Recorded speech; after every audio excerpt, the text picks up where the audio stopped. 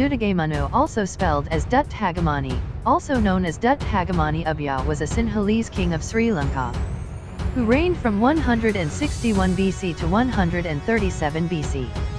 He is renowned for defeating and overthrowing Ellalan, the usurping Tamil prince from the Chola Kingdom, who had invaded the Kingdom of Rajarata in 205 BC.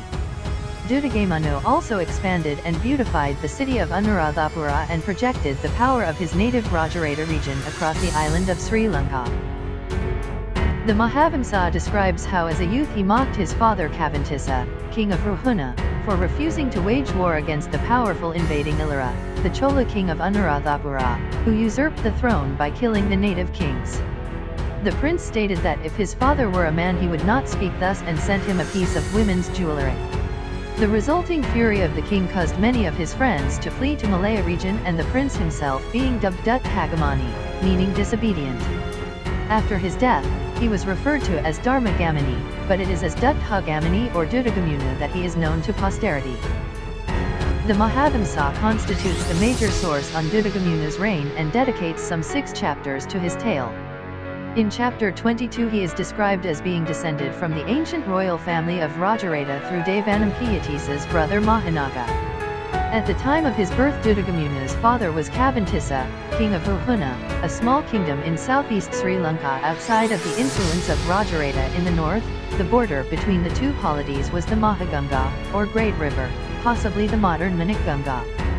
Kavantissa is portrayed in the Mahavamsa as devoutly believing in the 3 gems, and he provided the brotherhood continually with needful things.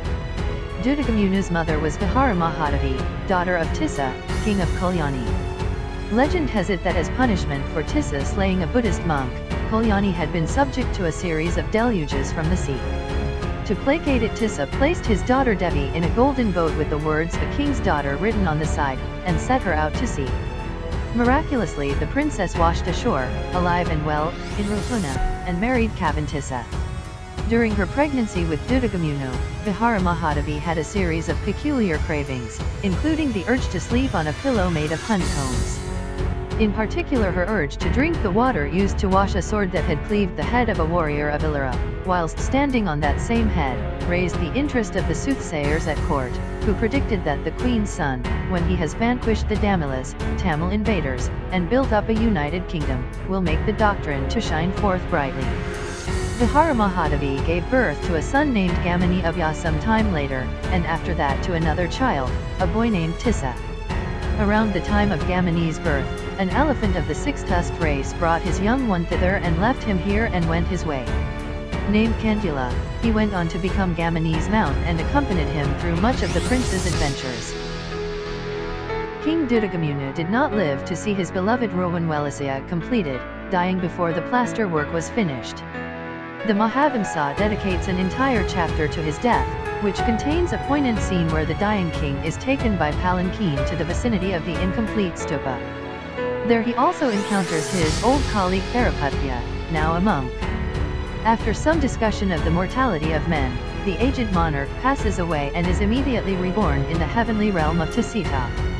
A common folk tale surrounding the death of King Dutugamunu is that as he was dying he was told that Ruwanwelisya was completed in order to keep him happy.